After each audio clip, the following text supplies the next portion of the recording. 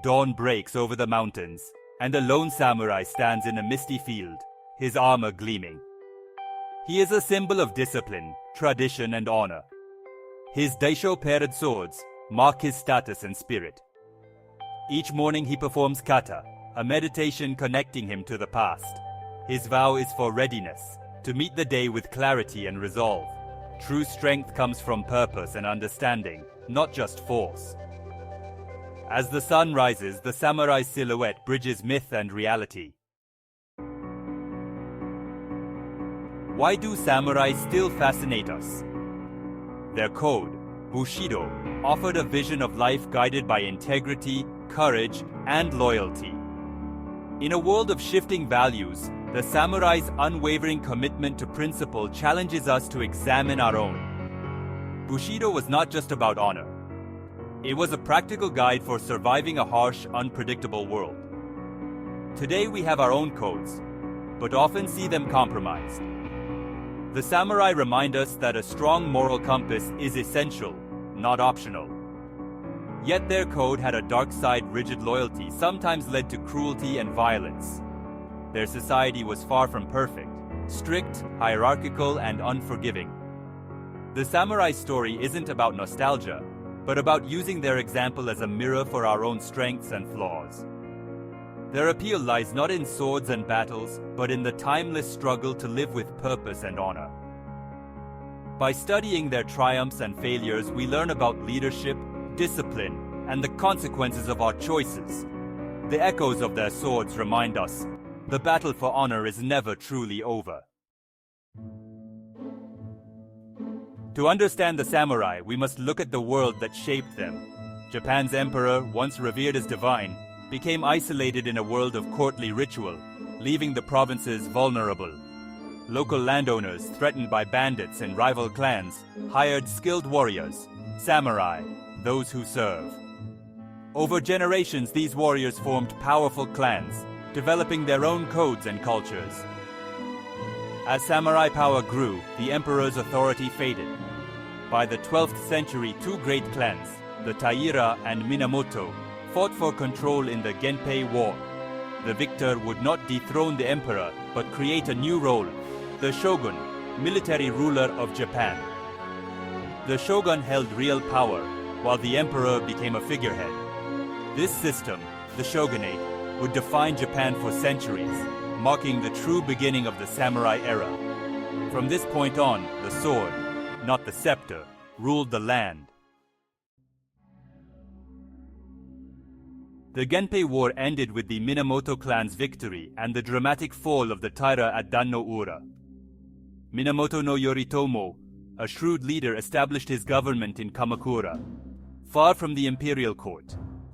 In 1192, he became Japan's first shogun, formalizing samurai rule. The Kamakura shogunate created a new order. Samurai pledged loyalty to their lords in exchange for land, forging a sacred bond. For the first time, warriors became the ruling elite.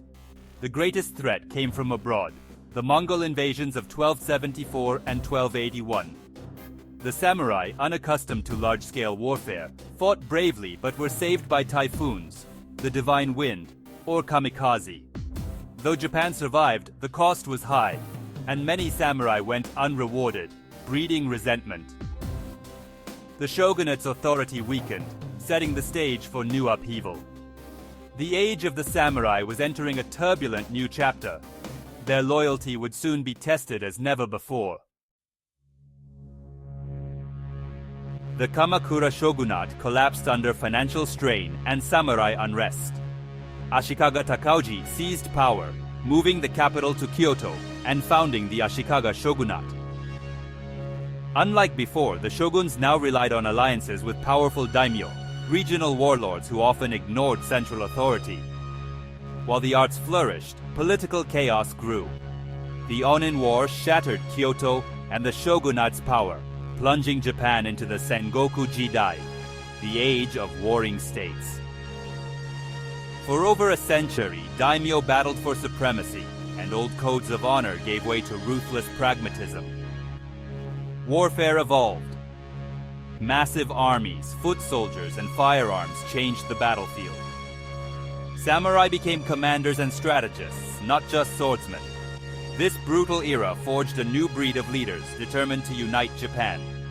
The stage was set for the rise of the great unifiers. Three leaders emerged from the chaos to reunite Japan. Oda Nobunaga, a visionary daimyo, revolutionized warfare with firearms and ruthless tactics, conquering much of Japan before betrayal ended his life. His successor, Toyotomi Hideyoshi, rose from peasant origins to complete unification through diplomacy and reform. Hideyoshi's sword hunt disarmed the peasantry, cementing the samurai's elite status. His failed invasions of Korea weakened his regime, leaving a power vacuum. Tokugawa Ieyasu, patient and cunning, seized victory at the Battle of Sekigahara in 1600. In 1603, Ieyasu became shogun, founding the Tokugawa Shogunate. This new government brought 250 years of peace and stability. The samurai's role shifted from warriors to administrators. The long night of civil war was over, but a new era of challenges awaited. The unifiers' legacy was a nation transformed by force, strategy, and vision. Their rise marked the end of an age of chaos. The samurai would now face the test of peace. Beyond the battlefield, samurai lives were rich and complex. Women warriors, onabugeisha, like Tomoe Gozen, defended their homes with skill and courage.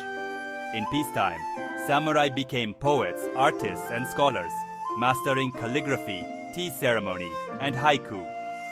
These arts were seen as essential to the warrior's path, cultivating discipline and mindfulness.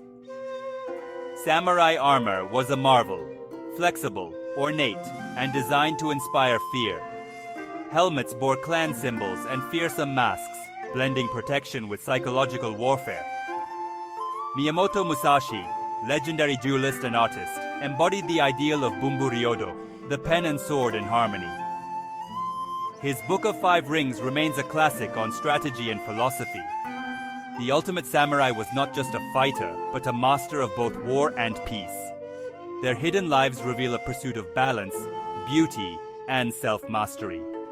The samurai spirit thrived as much in the study as on the battlefield.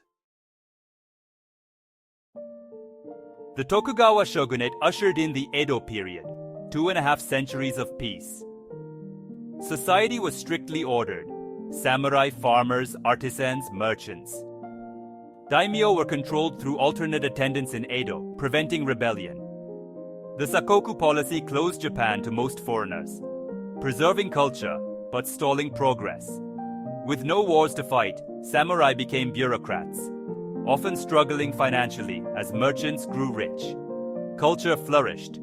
Kabuki, woodblock prints, and literature thrived. But isolation left Japan vulnerable. In 1853, Commodore Perry's black ships forced Japan to open its doors. The shogunate's authority crumbled, and samurai faced a world transformed by foreign power. The age of the sword was ending. The samurai's greatest test was yet to come, adapting to a new era. Their legacy would shape Japan's future in unexpected ways. The Meiji Restoration of 1868 ended samurai rule, abolishing their privileges and modernizing Japan. The last stand, the Satsuma Rebellion, saw the sword finally fall to the gun. Yet Bushido's values, loyalty, discipline, honor, were woven into the fabric of modern Japan.